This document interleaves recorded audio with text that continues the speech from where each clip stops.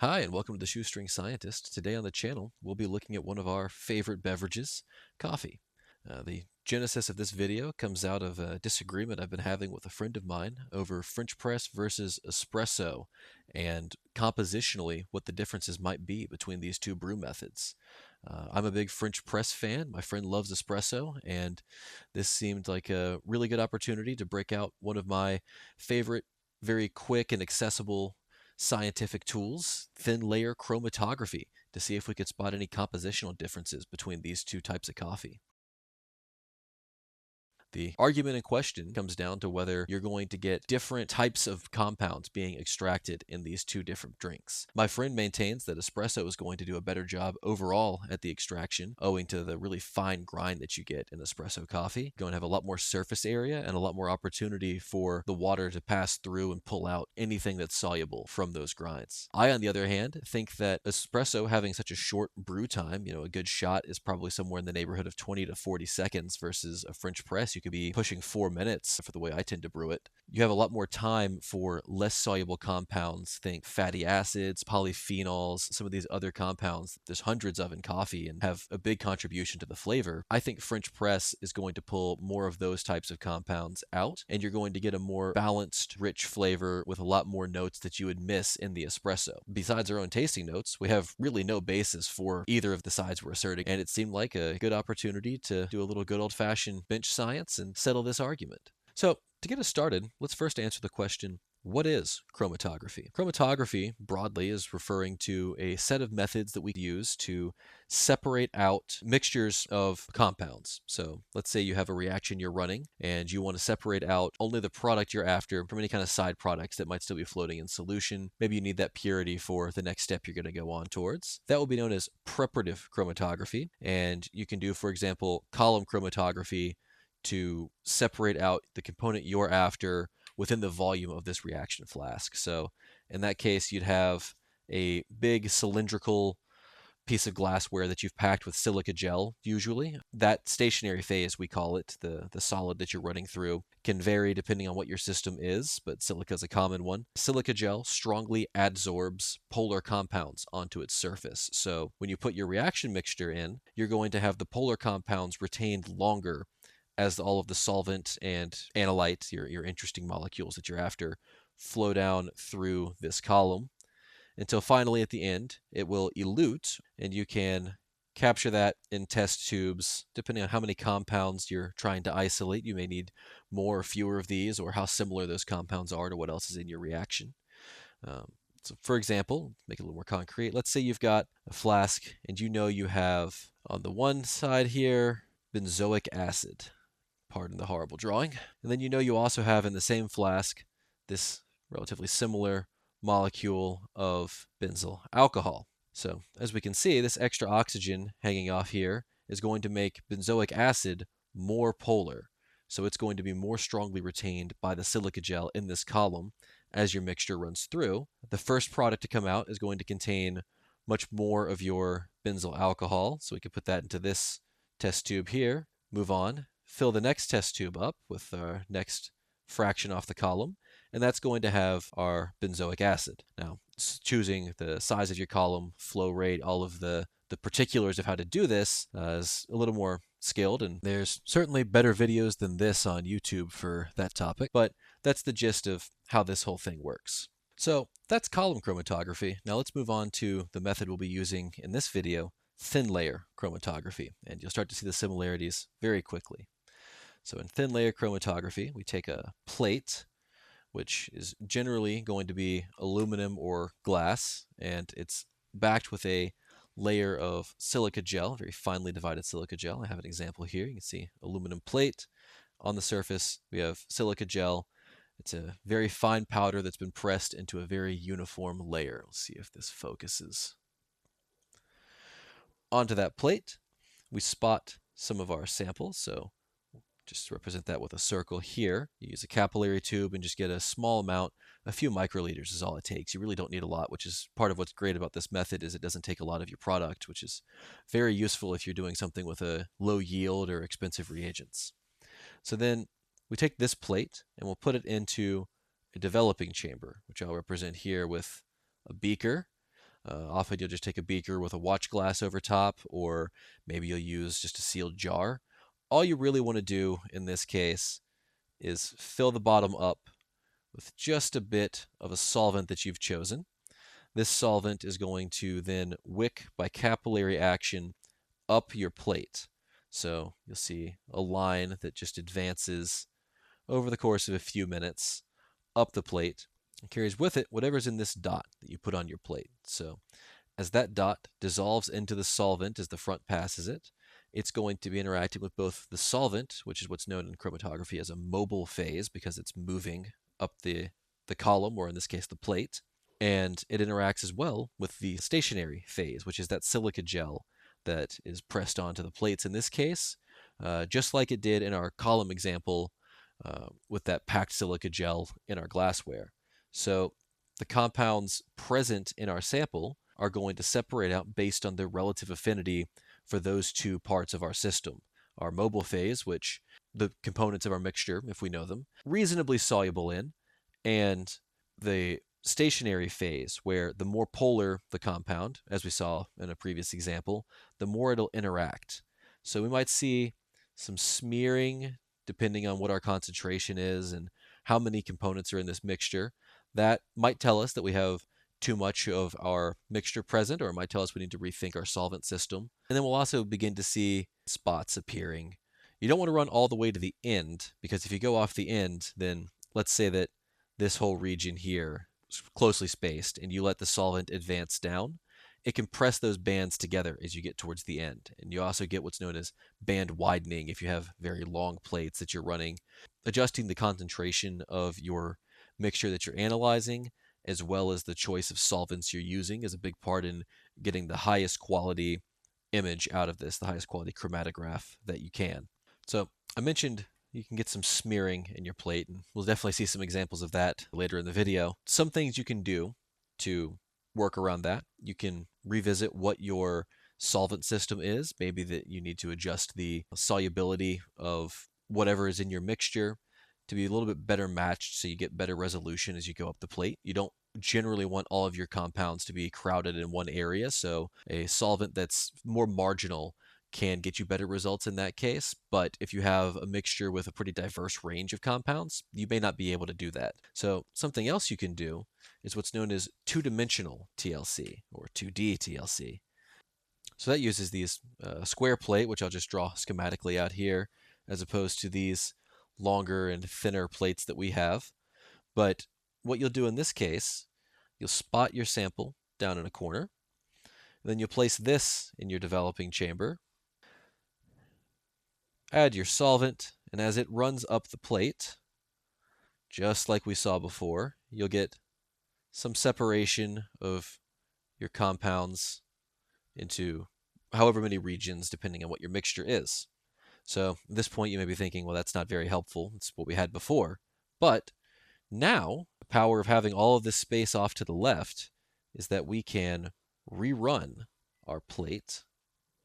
So instead of only running along that one axis, now we have several spots spaced out along the length of our plate, or I guess the width now that we've rotated it. So if we add more solvent, you may want to use a different solvent to adjust for how much spread and dispersion you'll get. Otherwise, all of these will just transpose themselves onto a 45-degree line, which sometimes is useful. It can look for contaminants or methodological errors. Anything that sits off the line you may know is some contamination. There's a few papers that get into that as a quick assay for checking on the progress of a reaction or identifying mixtures where you have some idea of what you're looking at and want to confirm. But for our video today, we'll talk about it in the case of two different solvents where we want to take these smears and resolve them out into a series of spots that were all combined together, but now can separate out as this new solvent travels up. Very similar in concept, but it adds an extra dimension so you can get a second run with a new solvent.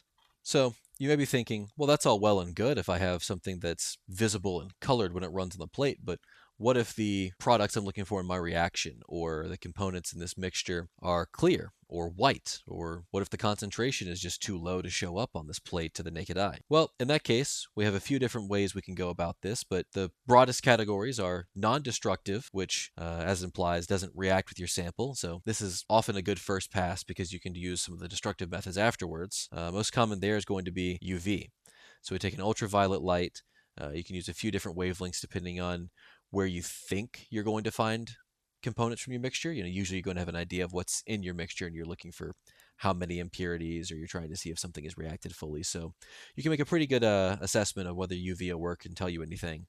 Very good for finding any kind of aromatics. So, benzene or anything with benzene, these delocalized electrons that are flying around inside, thiophenes as well, they do a great job at capturing the high energy photons you're getting from a UV light. So you'll see on the plate, this silica gel generally has, I believe it's zinc oxide added to it. Makes it glow a beautiful green color. I'll insert an image. So you may see from your initial spot where you'd marked it, the whole plate will be glowing green with the exception of a few spots where we're getting absorption of that UV and it's not able to excite the fluorescent green that's in the plate.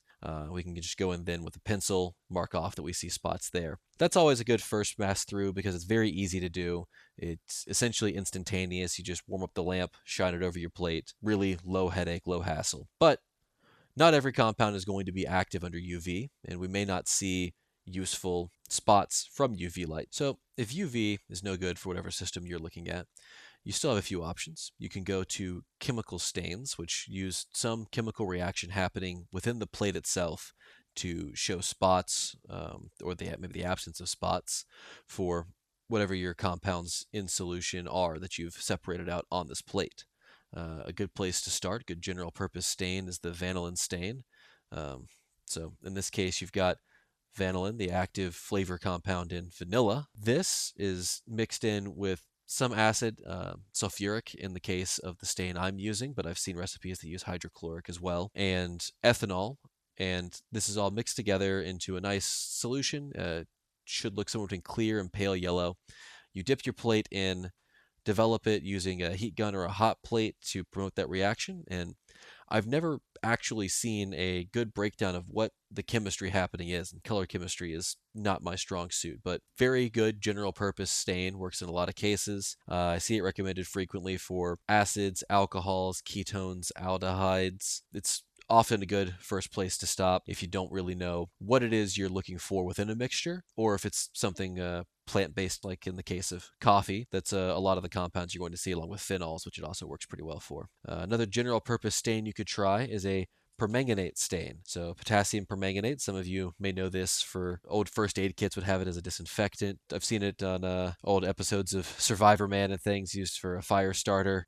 In my case, I mostly know it as the thing that turns my lab bench purple, because it's these brownish purple crystals and you dissolve them into a solution, and potassium permanganate is very strongly oxidizing. So any kind of double bond in your on your plate, from your mixture, is going to want to interact with that, open up that double bond, be oxidized. So you'll see a plate where you've got the whole area of the plate is this bright, vivid purple, except for a few spots along the length of it where your molecules that you're looking to find have been separated out onto the TLC plate, where you'll see yellowish coloration or possibly even white, depending on how strong that reaction is and how much of the permanganate absorbs. That's often a very good place to go as well. In both of these cases, you are destroying your sample. So if you choose to go with either of these stains and you didn't choose the right one, you're going to be rerunning your plate. Like I said, generally you have a pretty good idea of what it is you're analyzing, so that's not that big a deal. You'll pick a good stain for your system, but not always. And if not, you have to do a little bit of trial and error and use your intuition and your informed guesswork as best you can to narrow that search space down. Okay, now that we've got some background, let's get in the lab and put it into practice. So, going to compare our solvent systems by prepping these two plates here. Start out by marking the line where we're going to spot these plates. Just mark it across there. And we're going to try to mark it at the same place on both plates to have a nice, easily comparable sample. And I'm going to just do a little labeling so we can keep these straight with each other. Got Americano on the left of these plates. Marking an A. And French press on the right. I'm going to mark an F. You want to be careful not to touch the region your sample is going to run through, or else you'll leave a fingerprint right in the middle of it. But So we've got two samples of coffee here to spot onto our plates. On the left, we have an Americano, and on the right, a French press. I prepared these from the same beans and used a refractometer to make their concentration the same, or to measure that concentration. And we can see they're the same color, which is a good sign because, as Beer's law tells us, absorption and concentration are linearly related. So these being the same color is another good indication. We've got two very comparable samples, fairly even concentration as well as we can control. Start with our French press sample here. Reach in and get this glass capillary tube, just a thin hollow glass tube. It picks up some of our sample, and you can see in the camera here it's got a bit of the coffee just inside this little glass tube. We're going to use that to spot just a few microliters. I believe this is a 5 microliter tube. Place that in the Americano spot on the left plate and do the same for the right plate. And that's all there is to prepping that sample. So that's our coffee now trapped in the silica gel matrix. And now we do the same for the French press. And you can see here, if we look closely, you can see we've got our spots. They're about the same size as each other. Americano to the left, you can see the A. French press to the right, maybe you can see the F. Then in each of these jars, I've got our solvent we'll be using for the mobile phase. So on the left, we have 10 parts ethyl acetate to 3 parts isopropyl alcohol. And on the right, we have 3 parts hexanes to 2 parts ethyl acetate. So open up our developing chambers. They've had just a minute with that solvent to let it build up some vapor inside. That should let our plates run more consistently. We'll put the hexane and ethyl acetate in first. I just know this one takes a bit longer, so we'll run them together to save some time. You want to use tweezers when handling these, so as I said, you don't want to touch that region or your sample is going to run. We'll repeat the same with the ethyl acetate and IPA. We'll cap these and let it run until it finishes running up the plate.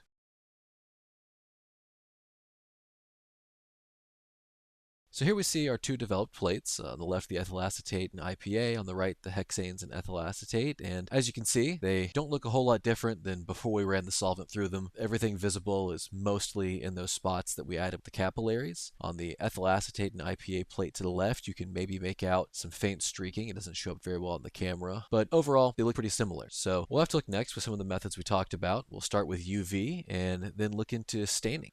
We have our UV lamp here, and we'll just go through and use a pencil to mark out any kind of spots we see. Under the UV, on the left we've got our ethyl acetate and IPA, and about halfway up there's a spot on both the Americano and the French press where it's a little bit darker. That means our compound that's isolated there is absorbing UV and preventing that zinc oxide on our plate from fluorescing. Over on the right, we have the plate we ran with the mobile phase of hexanes and ethyl acetate. In that case, our solvent system is going to be less polar than what we have on the left, meaning that polar compounds are going to be retained more towards the bottom of this plate. And indeed we see just above our spot where we added our samples, there is a spot on both the Americano and French press that absorbs our UV. That's likely the same compounds we're seeing about halfway up the plate on the left. In this case, those being somewhat polar in nature, they're being retained closer towards the bottom. So, unsurprisingly, the two coffees so far look really similar. UV showed us the same number of spots and the same position on the plate, but because of the bond types and the molecules we're looking for, they're not all going to show up under UV. So I've got a vanillin stain here, and I'm going to take our sample, dip into there, take the plate back out, and we'll just wipe off any excess. And make sure there's none pooled on the surface of your plate. It can stick to that silica gel because it is porous. Use a heat gun on a medium or low heat and pass your plate back and forth over the top. You'll start to see it take on color. The plate overall will take on this yellow color, and you'll see spots within that. Often there'll be blue or brown spots. Once your entire plate has that nice gold tone to it, be careful not to brown the edges. You can burn this. Take it off the heat. It'll fade back to white in those yellowed regions, but the dots should stay for a while, so you can mark those with your pencil as well. Looking at the plates, we can see this time there's some visible differences. On the left, we have our ethyl acetate and IPA mobile phase. We can see there's a set of spots visible at the top of the plate right at the solvent front where that IPA ethyl acetate mixture reached at the point we took this plate out of the developing chamber. That likely is a mix of compounds because we can see over on the right, this plate where we're getting more resolution in that non-polar end of things because of our different solvent has two sets of new spots. We have one that has that same blue color that you can kind of make out in the spots on the plate to the left, and then there's a second set below it, much fainter, that has kind of a pinkish color to it. Those would have been combined in our IPA-based system, and it shows us how we can gain resolution by picking the right solvent system if we can make some informed guesses about what classes of compounds we're looking for. So we've seen how our choice of solvent can impact the results we get from this process. But what if we're looking at a specimen that has a mixture of polar and nonpolar compounds? Or maybe we just don't know what exactly we're looking at. Well, like we talked about earlier, we can use two-dimensional TLC to use two different solvent systems tuned to different types of compounds we may be looking at in our mixture. The process for 2D is essentially just the same as we did for one-dimensional. We'll spot our sample on down in a corner of our plate, in this case just this larger square plate as opposed to the skinnier plates from before, and then we'll place it down in our solvent and allow that solvent front to run up until it reaches an equilibrium or approaches the end of the plate. And for our second phase, we're going to do just the same thing as before, place our plate in the developing chamber with the second solvent, and let it run. Here's our results after staining, and as you can see, it agrees well with the 1D TLC I've just placed in the middle there. On the left, we have our Americano, and on the right, the French press, just like they are on the 1D plate. And we can see there's this blue spot from the French press present on both plates, and the fainter one below is present as well. On the Americano side, we have this spot here, which is more faint, but we see it present on the 2D as well. And the one beneath it is present on the 2D as a smear. It's hard to make out on camera. It's roughly the same spot as the stronger spot on the French press, though. And in both cases, we have this spot that was showing up on UV that we could see in the first solvent system, that more polar solvent system. So you can really see the power of having those two separate solvent systems. It allows us to resolve not only these non-polar compounds that we were seeing in our 1D TLC run with the hexane and ethyl acetate, but it also lets us still preserve that spot we were seeing in the IPA and ethyl acetate system. Pretty cool.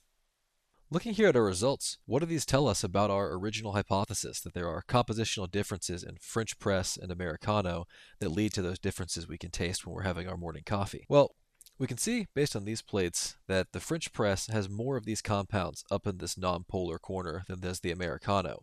Color doesn't always give us a good window into concentration or composition because the way this stain works can react differently with different compounds and give very strong colors at low concentration for some compounds or fairly faint spots for others. But in general, given that we know these two coffees are going to be fairly similar in overall composition, given that they were brewed from the same bean on the same day, we can say the intensity of these spots is likely indicative of concentration, if not in a quantitative way, at least in a qualitative way.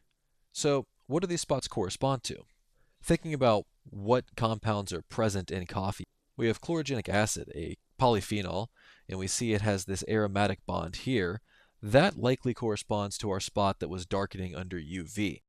Other compounds of interest in coffee include, as I've mentioned a few times, fatty acids, and we're seeing those up here most likely, where the fainter spot closer towards the polar end of things is likely to be an unsaturated fatty acid. You can see it has these double bonds on it, whereas the most nonpolar of our spots is likely to be something like a palmitic acid or stearic acid, where we have fully saturated bonds along our tail as opposed to these unsaturated double bonds. That's going to be more nonpolar, which means that our hexane-based solvent is going to carry it farther down our plate, and is likely what we're seeing here. And indeed, in doing research for this video, I found a paper which compares the composition of different brew methods of coffee, including some espressos and some French presses. And they find that in the fatty acids for their coffee, there are C16 saturated fatty acids and C18 unsaturated fatty acids, which would make sense with what we're seeing on our plates here. They also find, similarly to our findings, that the French press, as you see in this yellow bar, contains more of these fatty acids than the espressos that we see here on the left. And comparing to the other flavor compounds present in the coffee, the rest of them look fairly uniform across brew methods. No drastic differences, at least. Nothing on the order that we see in the fatty acids. This supports our original hypothesis that French press is going to, by nature of its immersion brew and longer brew time, pull out more of these less soluble components into our coffee. Well, I hope you found that interesting, and if you did, I invite you to check out the rest of the channel. Thanks for watching.